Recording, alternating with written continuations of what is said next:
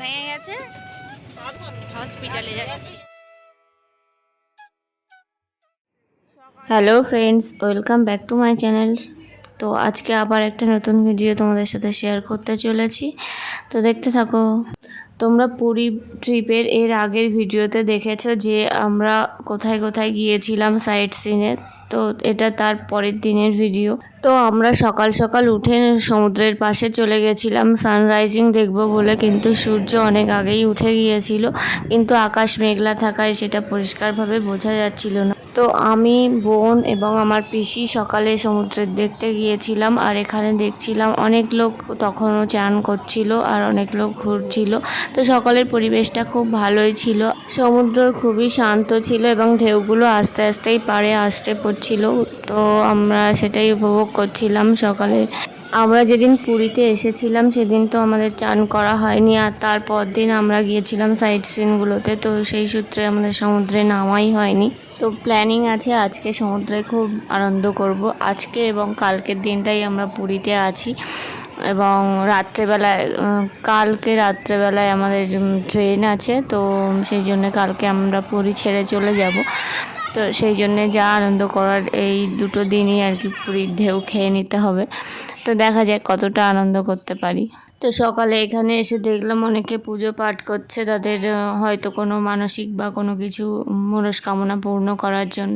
তো যাই হোক, হাঁটতে হাঁটতে আমরা সমুদ্রের পাড়ে এরকম জেলি আর এরকম ঝিনুক পেয়েছিলাম। আমার বহু বছর আগে বকখালিতে এরকম কুড়িয়েছিলাম, তো এখানে দেখছি খুব কমই পাওয়া যাচ্ছে। তো যাই হোক, তারপরে আমরা সমুদ্রের পাড়ে নাম লিখতে নেমে গেছি, আর নাম লিখে অপেক্ষা করছিলাম ঢেউয়ের, কিন্তু কোনো ঢেউ আসছিলই না আমাদের নাম লেখারটাকে মুছিয়ে দেওয়ার জন্যে।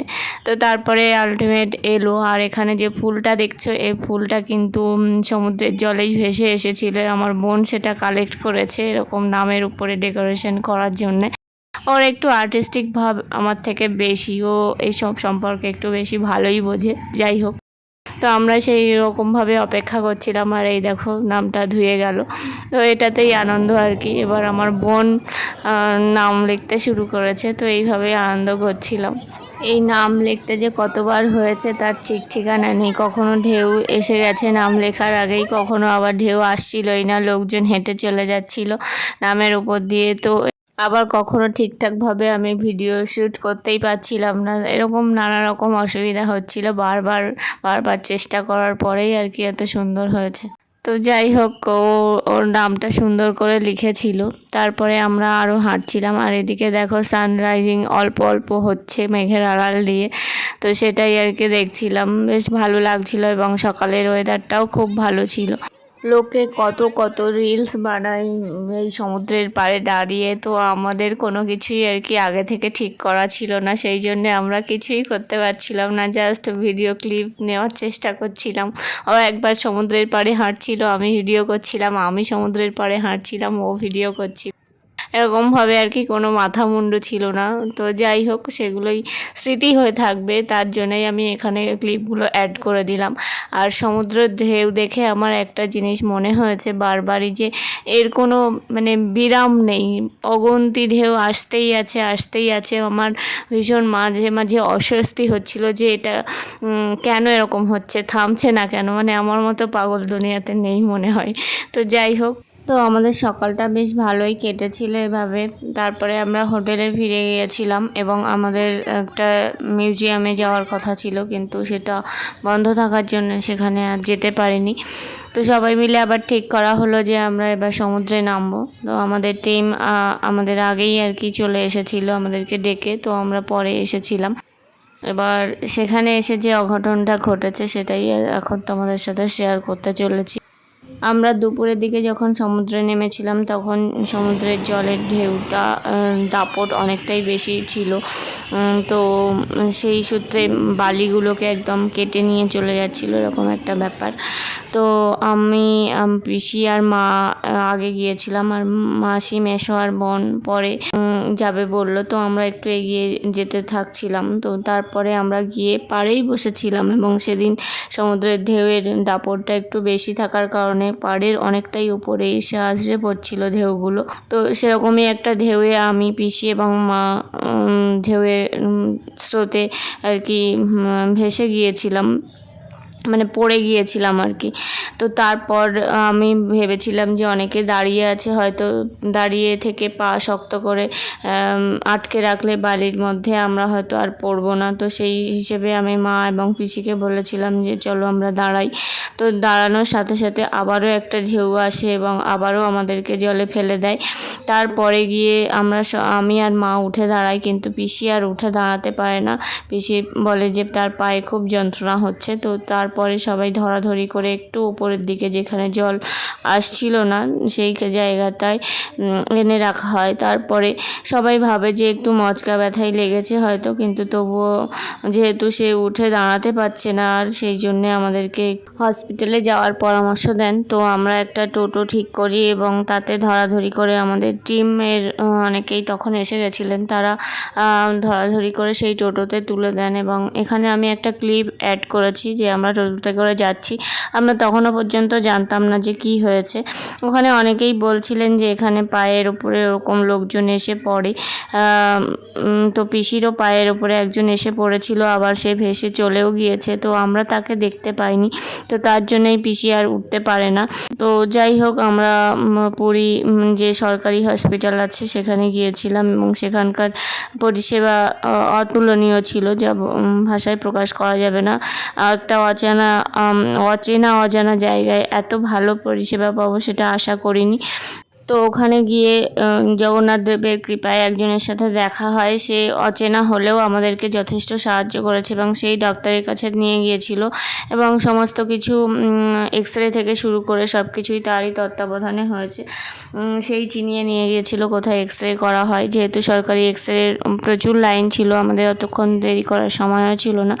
তো ডাক্তার দেখার পরেই বলে যে পায়ে হয়তো একটু চিড় ধরেছে, যেহেতু ওদের ভাষা বুঝতে পারছিলাম না। তো আমরা সেটা একটুখানি ক্যাজুয়ালি নিয়েছিলাম, কিন্তু তারপরে ওরা দেখি যে প্লাস্টার করার দিকে এগোচ্ছে। তো আমরা বলছিলাম যে প্লাস্টার কেন হবে, আমরা তো কালকে বাড়ি যাব, পিসিকে তো বাড়ি যেতে হবে, তো আমরা যাতে হাঁটতে পারি সেরকম একটা ব্যবস্থা করে দিন, মানে পিসি যাতে হাঁটতে পারে আর কি। তো ওরা বললো না, এই অবস্থায় কোনো মতেই হাঁটা সম্ভব নয়, তবে প্রাইমারিলিভাবে একটা প্লাস্টার করে দেওয়া হোক যাতে সে বাড়িতে পৌঁছতে পারে। আর এখানে দেখো, বোন ক্যাজুয়ালভাবেই এই ক্লিপটা নিয়েছিল। আমরা তখনও পর্যন্ত বুঝতে পারিনি কতটা কি ক্ষতি হয়ে গেছে আমাদের।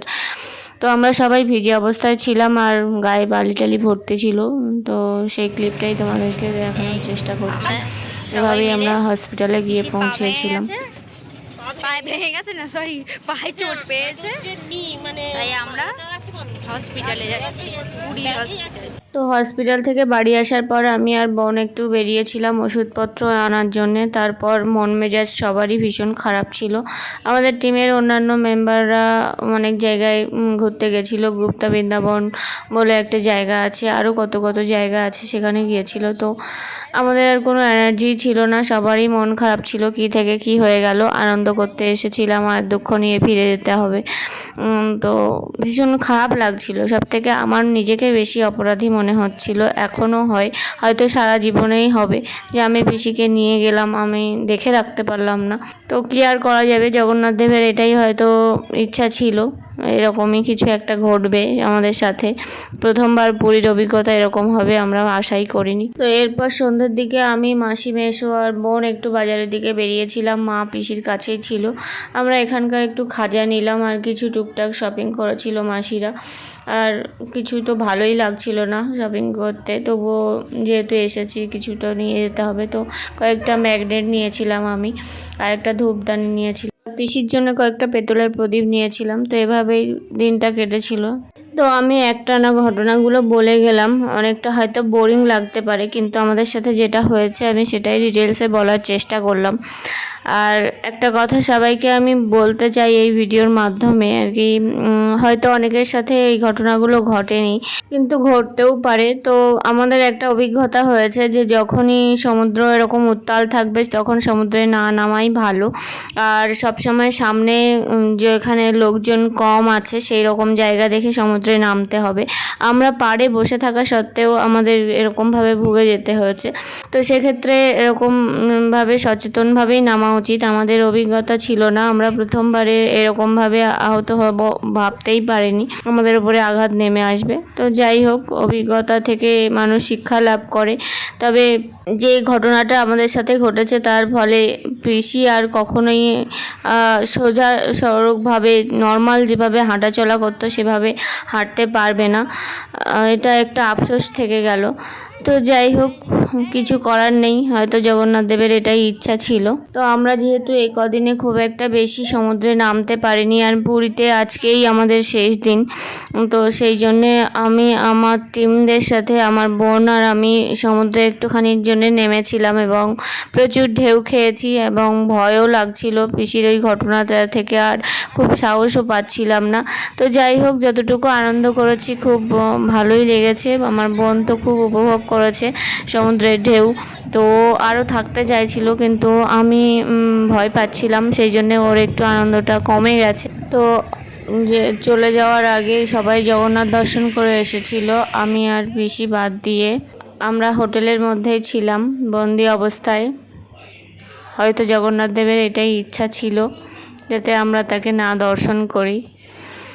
কি আর করা যাবে, এত দূর এসে জগন্নাথ দর্শন হলো না, হয়তো ঠাকুরের সেটাই ইচ্ছা ছিল। তো আফসোস করে আর লাভ নেই। যাই হোক, তো দুপুরের দিকে আমি আর বোন একটুখানি বেরিয়েছিলাম, এই সমুদ্রের ধারে এসেছিলাম, আর বাজারের দিকে একটু গিয়েছিলাম, টুকিটাকি ছোটোখাটো জিনিস কিছু কেনার ছিল। তো এইভাবে পুরো দিনটা কাটলো, আর তারপর আমরা গোছগাছ করে ট্রেন ধরার উদ্দেশ্যে বেরিয়ে পড়েছিলাম। আর এই যে দেখো, এখানে সবাই রেডি হয়ে গেছে, তো গাড়ি আসার অপেক্ষা করছে। আর এখানে দেখো, ওই যে পিসির পা ওইভাবে রাখা আছে, তাকে ধরে নিয়ে যেতে হবে। আর এখানে সব ব্যাগপত্র রাখা আছে। তো এই শেষে একটা কথা বলতে চাই, আমাদের টিআইসি স্যার অনেক সাহায্য করেছেন। তার নিজের যে বুক সিট ছিল ট্রেনে, সেগুলো আমাদেরকে দিয়ে দিয়েছেন যাতে আমরা একসঙ্গে ট্রাভেল করতে পারি 6 জন। আর পিসি তো একদম বাঙ্কারে উঠতেই পারিনি, নিচে মেঝেতে শুয়ে সারা রাত কাটিয়েছে। তারপর অনেক কষ্টে, মানে মন খারাপ নিয়ে আমরা হাওড়া স্টেশনে পৌঁছে গেছিলাম। যতটা আনন্দ নিয়ে বেরিয়েছিলাম ততটাই দুঃখ নিয়ে ফিরে এসেছি। তো কিছু করার নেই, এসে একটু বন্দে ভারতের দর্শন পেলাম, তো একটা ছবিও তুলে রেখেছিলাম। তারপর একটা ট্যাক্সি বুক করে আমরা পিসির বাড়ির উদ্দেশ্যে রওনা দিয়েছিলাম, আর ওদিকে পিসির বাড়িতেও জানিয়ে দেওয়া হয়েছিল। তো এইভাবে আমাদের পুরী ট্রিপটা সমাপ্ত হয়েছিল দুঃখের মধ্যে দিয়ে, যেটা আশাই করিনি। তো আবারও আমার পুরী যাওয়ার ইচ্ছা আছে। এই দুঃখের স্মৃতিটাকে বয়ে নিয়ে বেড়াতে চাই না, তো সুখের স্মৃতি তৈরি করার জন্যে আরও একবার পুরী যাওয়ার ইচ্ছে আছে। তো দেখা যাক ভগবান আবার আমাদের কপালে কি লিখে রেখেছে। তো এখানে আমি পিসির পায়ের কন্ডিশনটা যখন আমরা বাড়িতে নিয়ে এসেছিলাম পুরী থেকে, সেই কন্ডিশনটা আমি দেখাচ্ছি। এভাবেই প্লাস্টার করে দিয়েছিল পুরী থেকে, আর তারপর পিসি ডাক্তার দেখানোর পরে এটা প্লাস্টার করে দিয়েছিল। আর পিসির হাঁটুতে এরকমভাবে এই হাড়টা মানে সরে গিয়েছিল, যেটাকে প্লাস্টারের মাধ্যমে আস্তে আস্তে জায়গায় ফিরিয়ে নিয়ে আসার চেষ্টা করা হচ্ছে। আর এখানে আমি আমার পুরী সমুদ্র স্নানের কয়েক ছবি অ্যাড করে দিলাম। তো আজকে এই পর্যন্তই ভিডিওটা থাকছে। পুরী ট্রিপ শেষ হলো। তো তোমরা সবাই ভালো থেকো, সুস্থ থেকো, আর পুরীতে গেলে ওই কথাগুলো মনে রেখো। তো দেখা হবে পরের কোনো ভিডিওতে, ততদিনের জন্যে টাটা। পুরী ট্রিপের বাদ বাকি 3টে ভিডিও এই ভিডিওর ডেসক্রিপশন বক্সে দিয়ে দেবো, তোমরা দেখে নিও, কেমন লাগলো জানিও।